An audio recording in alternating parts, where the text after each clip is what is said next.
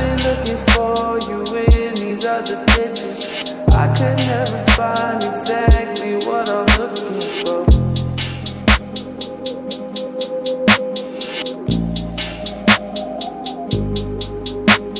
And being on this chase has finally got me sick of all of these new faces. I just can't get used to it.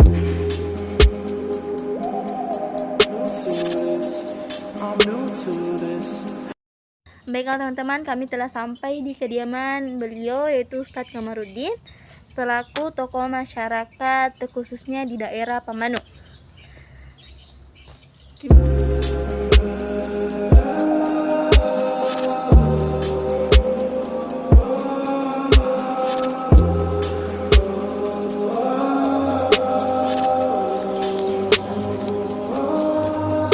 Assalamualaikum warahmatullahi wabarakatuh. Waalaikumsalam warahmatullahi wabarakatuh. Masuk.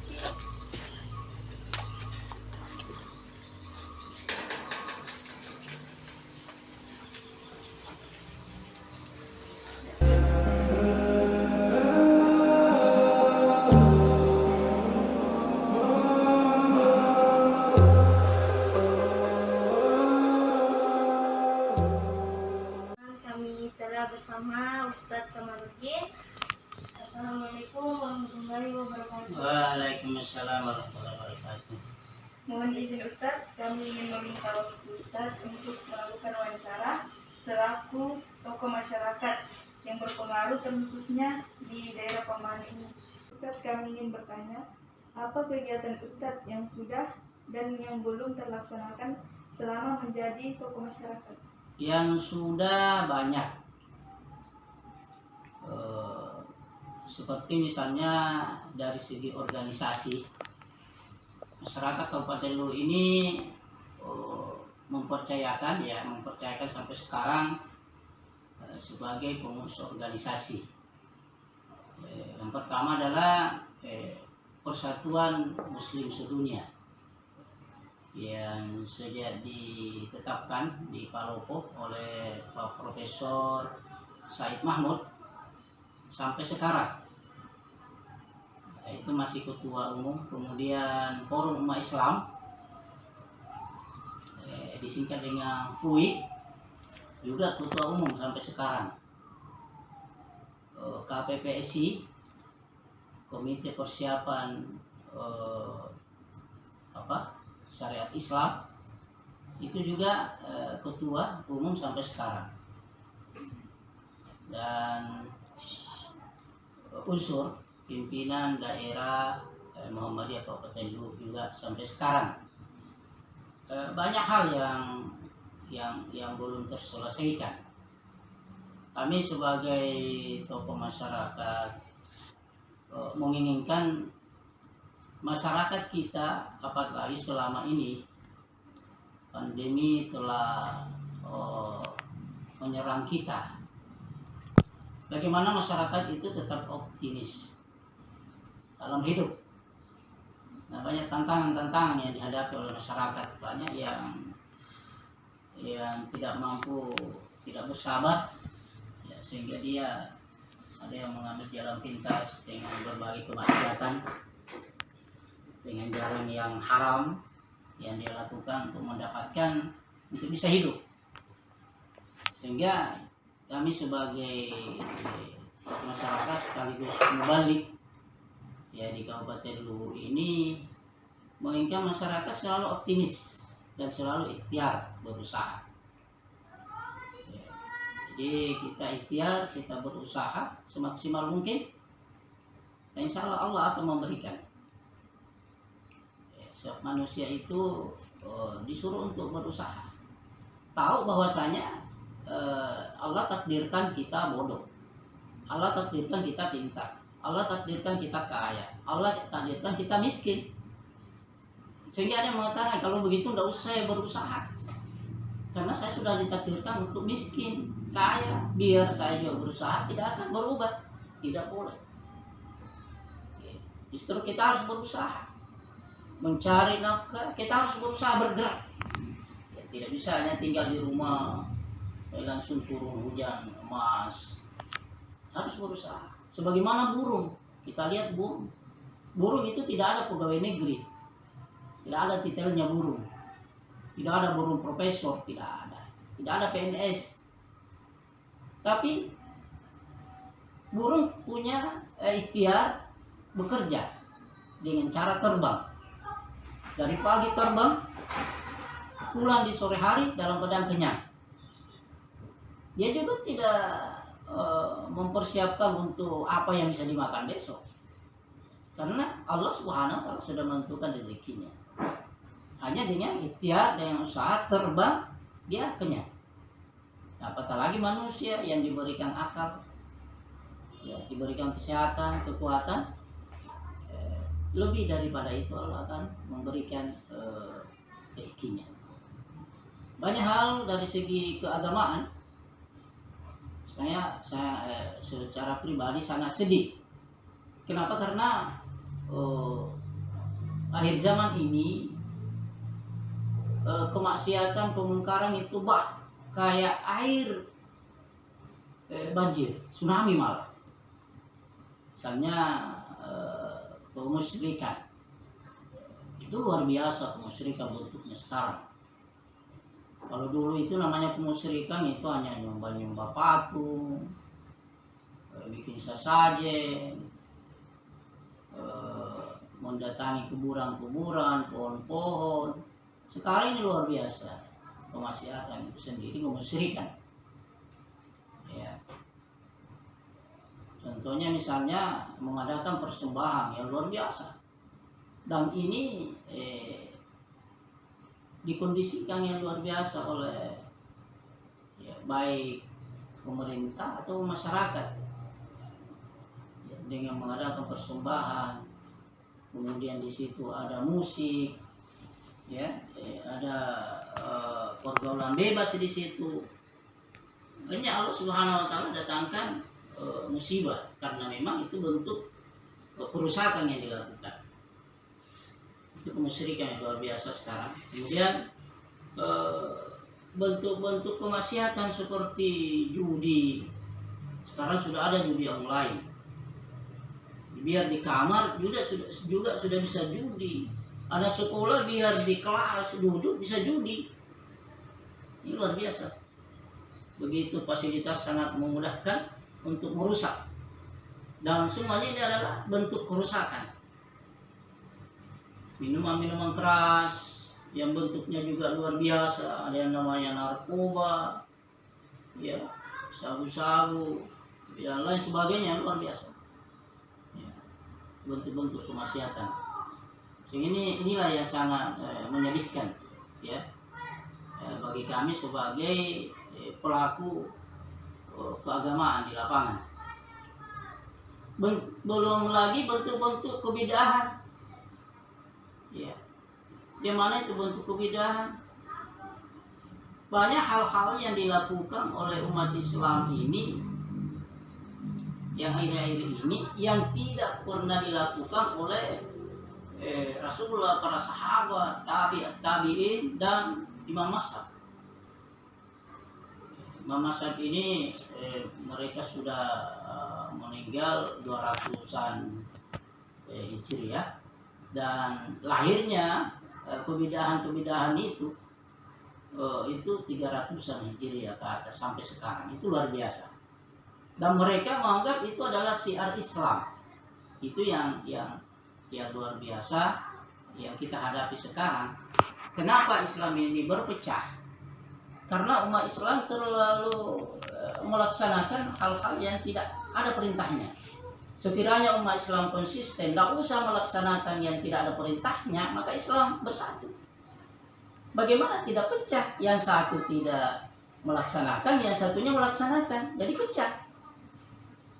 Iya. Sekiranya konsisten saja, istiqamah, jangan lakukan yang tidak ada perintahnya, lakukanlah yang ada perintahnya yang jelas. Wah, sudah selesai. Ya, persatuan kita rasakan. Ini adalah kesedihan yang sampai sekarang belum, ya, tapi kita sudah memulai untuk sosialisasikan ini. Artinya di dalam mensosialisasikan juga harus sabar, Karena kita tahu sekarang ini Islam itu sendiri dalam keadaan mundur. Ya, kemunduran Islam itu sejak runtuhnya di Turki Islamia Utsmani, ya itu awal daripada kemunduran Islam sampai sekarang, ya sehingga bentuk-bentuk ibadah itu macam-macam yang dilakukan oleh umat sekarang. Ini seharusnya kita harus kembali untuk memurnikan Islam. Nanti bisa Islam ini jaya kalau kita umat penganutnya ini melaksanakan Islam yang murni. Tinggalkan yang biasa orang katakan ini kan baik. Tidak ada perintahnya. Kebaikan itu ya adalah kebenaran. Kebenaran itu nanti ukurannya adalah ada dasarnya, ada perintah dari Allah, ada perintah dari Rasulullah, baru dikatakan kebaikan yang bersandar kepada kebenaran. Ya itu. Kira itu banyak hal yang mungkin belum bisa saya sebutkan satu persatu. Demikian. Baik Ustadz, bagaimana tips agar mendapatkan kepercayaan masyarakat? Inilah kita sering mengingatkan kepada masyarakat, mau tidak mau kita harus sadar sebagai masyarakat yang tinggal di bumi untuk melestarikan alam ini. Ya, bagaimana kita lakukan saja apa yang Allah berikan kepada kita. Ya, contohnya itu tadi. Ya, sadar melestarikan alam sehingga tidak muncul lagi yang namanya banjir, tsunami. Ya, karena hutan-hutan itu sudah gundul, kemudian gunung-gunung itu sudah gundul. Mari kita sadar bahwasanya semua ini Allah berikan, dan kalau kita tidak melaksanakan dengan perbaikan, kita mau rusak saja dengan itu tadi, pelanggaran-pelanggaran itu adalah merusak. Allah Subhanahu wa taala akan datangkan bencana yang luar biasa sehingga semuanya jadi porak-poranda. Ya, semuanya jadi rusak. Yang kedua dari segi keagamaan, ya umat Islam ini terlena dengan dunia. Bayangkan saja ada pegawai dari hari Senin sampai hari Sabtu kerja terus. Ya, tidak pernah serius untuk beribadah, apatah lagi mau mengkaji Islam, mau belajar Islam. Ya, mau pelajari kitab-kitab Islam. Tidak ada waktu. Ya, bagaimana mungkin ada waktu dari hari Senin sampai hari Sabtu kerja, ya sebagai pegawai misalnya, hari Ahadnya dipergunakan untuk pergi memancing. Ya, memancing itu habis waktu, atau olahraga misalnya, menghabiskan waktu. Jadi mana kesempatan untuk ibadah? Ya, sementara bukan hanya tugas kita sebagai khalifah memperbaiki alam ini, tapi tugas kita juga adalah wa ma khalaqtul jinna wal insa illa liya'budun. Kata Allah, tidaklah kami menciptakan bangsa jin dan bangsa manusia kecuali untuk mengabdi, beribadah. Ya, di samping sebagai tugas wakil Allah, juga tugas untuk beribadah. Nah, di mana waktu beribadah kita kalau habis waktu kita untuk dunia?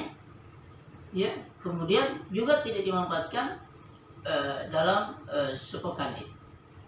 Yang kami harapkan kalau bisa hari Sabtu kalau libur atau hari Ahad, ya bikinlah kajian-kajian untuk mengkaji Islam ini, untuk mempelajari Islam secara dalam. Kenapa umat Islam ini melakukan hal-hal yang tidak diperintahkan? Karena tidak mau belajar.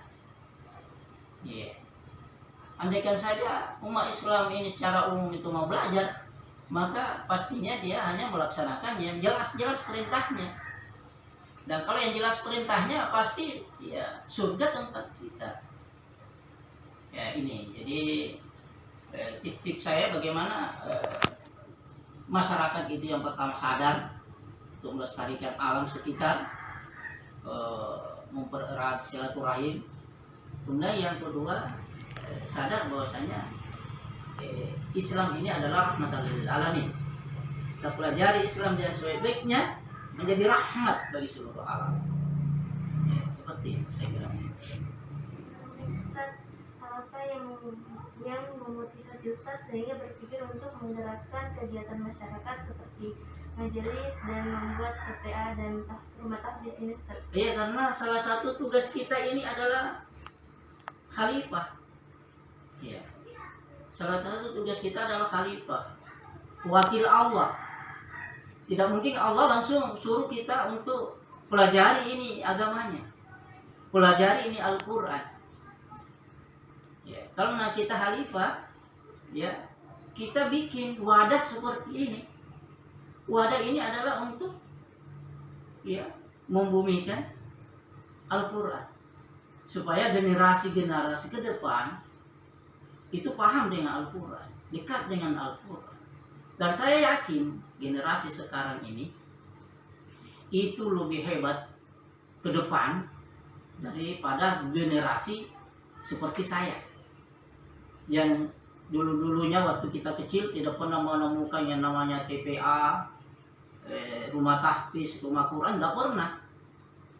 Ya, tapi kondisi kita seperti ini, ya masih bisa disyukuri. Dan bagaimana dengan generasi sekarang ini, tentu lebih hebat, lebih kuat. Makanya saya mengatakan bahwasanya kalau jangan terlalu menyedihkan keadaan ke depan anak-anak kita. Banyak masyarakat yang optimis, bagaimana kasihan anak ke depan ini. Ya, luar biasa tantangan yang dihadapi. Saya mengatakan benahi anak kita. Ya. Fasilitasi dengan iman, akidah yang mantap, ilmu agama. Ya. Kalau ini yang sudah tersedia, sudah tertanam dalam jiwa anak kita, ya, anak kita menjadi anak yang hebat, anak yang kuat, menghadapi tantangan ke depan itu kecil. Ya. Bukankah misalnya Indonesia ini merdeka, itu akibat daripada para ulama, para santri ya, yang biasa mengakibkan kalimat takbir Allahu Akbar melawan musuh, dan tidak masuk akal kok santri seperti itu yang dibawa dalam bambu runcing itu bisa mengalahkan senjata kenceng meriam yang luar biasa hebatnya. Ya, ini. Kenapa? Karena begitu takbir. Lebih lagi anak-anak kita ke depan, generasi sekarang yang luar biasa girah ya keislamannya, girah untuk menuntut ilmu agama. Ya, saya harap, saya yakin bahwasanya ke depannya anak-anak kita lebih hebat, dan inilah yang diprediksi oleh para pakar-pakar bahwasanya kejayaan Islam itu akan muncul di daerah timur. Dan banyak memprediksi bahwasanya yang dimaksud daerah timur adalah Indonesia. Kenapa? Karena generasinya ya luar biasa. Generasinya masyarakatnya luar biasa. Hanya kasihan yang kurang adalah pemimpin. Inilah yang mendasari kami sebagai masyarakat sekaligus mubalik menyedihkan keadaan seperti ini. Dan lagi-lagi di dalam menghadapi seperti ini, kita sebagai mubalik itu hanya menyampaikan, ya, tidak bisa memaksakan kehendak, harus bersabar, karena bukan kita yang memberi petunjuk. Rasulullah saja tidak berhak memberi petunjuk, sehingga Rasulullah mulai dari Nabi Nuh berdakwah sekian tahun, 900 tahun, itu yang ikut itu kurang lebih 80 orang saja. Begitu juga Nabi Yunus, dia meninggalkan umatnya, tidak ada yang ikut. Dakwanya dicuekin, malah dikata-katai, kamu itu orang gila. Sehingga Nabi Yunus ini sedikit tidak sabar meninggalkan umatnya. Akhirnya Allah Subhanahu wa taala berikan sanksi, ya, dengan ditelan oleh ikan hiu. Kemudian dalam ikan itu, dari perut ikan itu Nabi Yunus sadar dan bertobat tentang kesalahan yang dilakukan, kemudian dihentakkan kembali kepada umatnya. Ternyata umatnya sudah Islam semua, sudah sadar semua. Ini. Jadi kita dalam menyampaikan ya harus sabar, karena yang penting kita berusaha menyampaikan kebenaran. Allah lah yang akan memberikan hidayah, petunjuk kepada manusia. Ya, betul. Dan Ustaz, pertanyaan terakhir, sebagai tokoh masyarakat, Ustaz, pesan atau tips apa yang Ustaz dapat sampaikan kepada anak muda untuk terus kreatif dan bekerja keras? Iya, anak muda ini tidak bisa tidak. Ya, generasi pelanjut estafet kepemimpinan. Tentu tidak mungkin orang tua sekarang yang akan memegang kepemimpinan ke depan. Anak muda ya. Sehingga anak muda yang pertama adalah benahi ilmunya, baik itu ilmu umum ataupun ilmu agama. Yang kata lain, spiritual harus kuat dan intelektualnya. Jangan hanya intelektual yang kuat, spiritual tidak. Tapi dua-duanya kuat, intelektual, kuat spiritual. Dan kata lain, laksanakan, raih selama bisa diraih. Jadi yang kemampuan kita ilmu-ilmu itu sendiri. Sama dengan tokoh-tokoh agama, ulama yang dulu. Ya, siapa yang tidak kenal? Ya, namanya Al-Kindi, ya, Al-Khawarizmi. Itu semua penemu bidang studi umum. Ya, ada yang Al-Farabi yang menemukan ilmu IPA, Al-Khawarizmi yang menemukan ilmu matematika itu, kemudian yang menemukan ilmu kedokteran itu siapa? Ibnu Sina. Ini bukan cuma satu bidang studi yang dia tahu, tapi dia juga memahami ilmu bahasa Arab, dia memahami ilmu tafsir, dia memahami ilmu sirah, dia memahami ilmu kedokteran. Ya, bukan cuma satu, jadi luar biasa.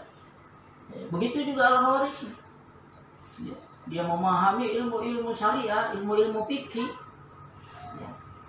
Sehingga generasi ke depan ini padukan ilmu intelektual dan ilmu spiritual. Ya, seperti itu. Baik Ustaz, kami berdua mengucapkan terima kasih banyak atas wawancara kali ini. Kami berdua undur diri. Assalamualaikum warahmatullahi wabarakatuh. And I've been looking for you in these other pictures. Alhamdulillah, adik-adik sekalian yang sama berbahagia, terima kasih atas kedatangan di pondok kami ini. Ya, saya sebagai audiens, nama saya Kamarudin, SAG, MPD, mengajar di tempat tugas utama saya mengajar di SMA 12, ya, SMA Negeri 12 Luhuk. Juga saya sebagai dosen agama di Stikes Datu Kamandre. Mengucapkan juga terima kasih kepada adik-adik sekalian meluangkan waktunya untuk datang ke pondok kami ini. Kita akhiri, billahi taufik wal hidayah, subhanakallahumma bihamdik, asyhadu an la ilaha illa anta astaghfiruka wa atubu ilaik. Assalamualaikum warahmatullahi wabarakatuh. And I've been looking for you in these other pictures. Terima kasih telah menonton video kami hingga akhir, mana kami sekarang berada di Masjid Luhur Raya untuk mengerjakan tugas ilmu pendidikan. Sampai jumpa kembali. Wassalamualaikum warahmatullahi wabarakatuh. Got me sick of all of these new